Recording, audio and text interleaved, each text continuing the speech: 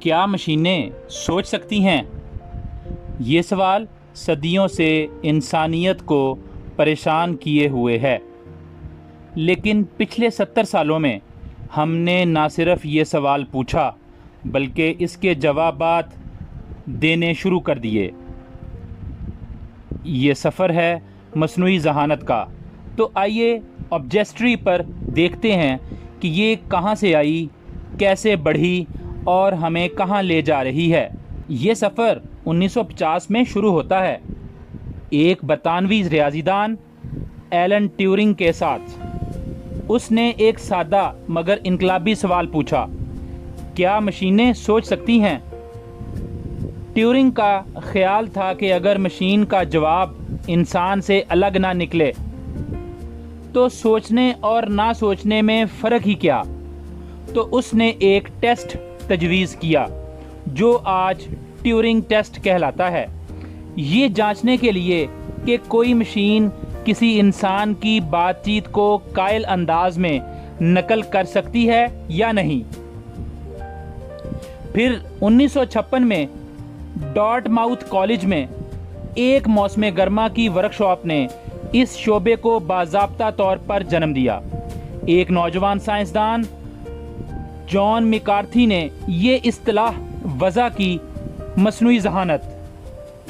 خواب تھا جرأت مندانہ ایسی مشینیں بنانا جو انسانوں کی طرح استدلال کر سکیں، سیکھ سکیں اور مسائل حل کر سکیں۔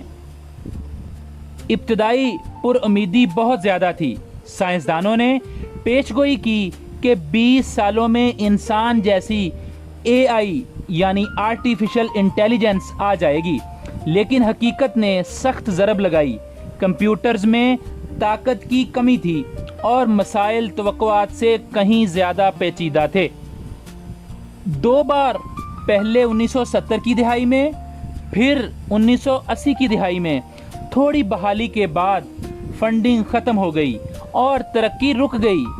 ان ادوار کو AI کے جاڑے کا وقت کہا جاتا ہے، سرد تاریک باب جہاں یہ خواب تقریباً مر گیا، لیکن محققین کا ایک چھوٹا گروہ جاری رہا۔ 1990 کی دہائی میں تبدیلی آئی۔ سائنسدانوں نے ہاتھ میں قواعد پروگرام کرنے کی بجائے مشینوں کو ڈیٹا سے سیکھنا سکھایا۔ یہ نقطہ جو مشین لرننگ کہلاتا ہے نے سب کچھ بدل دیا۔ 1997 میں IBM کے ڈیپ بلو نے عالمی شطرنج چیمپئن گیری کیسپروف کو شکست دی۔ ایک مشین نے ہمارے سب سے پیچیدہ کھیلوں میں سے ایک میں بہترین انسانی دماغ کو ہرا دیا۔ دنیا نے غور کیا۔ پھر انٹرنیٹ آیا اور اس کے ساتھ ڈیٹا کے سمندر۔ AI کو ایندھن مل گیا۔ نیورل نیٹ ورکس جو انسانی دماغ سے متاثر ہیں چمکنے لگے۔ 2012 میں ایک گہرے سیکھنے یعنی ڈیپ لرننگ کے ماڈل نے تصویر کی پہچان میں تمام ریکارڈز توڑ دیے۔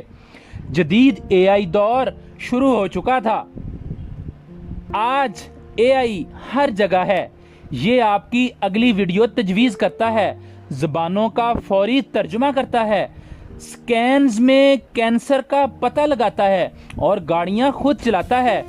ورچوئل اسسٹنٹ جیسے سری، الیکسا اور چیٹ GPT قدرتی زبان میں باتیں کرتے ہیں۔